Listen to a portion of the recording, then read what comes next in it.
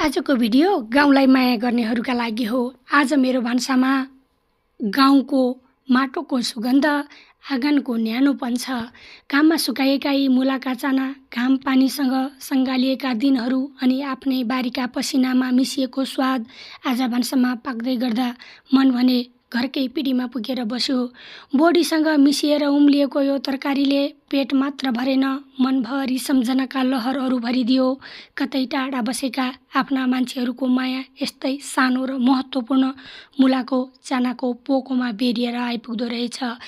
एक घाँस मुखमा हाल्दा स्वादभन्दा पहिले घर सम्झिन्छ। सासू आमा ससुरा बुवाको पसिना पनि, अनि घरसँगै ती मान्छेहरू जसले कहिले आफ्नो माया कम हुन दिएका छैनन्।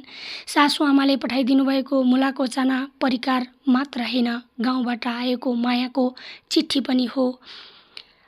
यसरी हजुरहरूको मा पनि मायाका पोकाहरू आइपुग्छ कि आइपुग्दैन कमेन्ट गर्नुहोस् त। भिडियो अन्तिमसम्म हेरेर साथ दिनुभएकोमा धन्यवाद।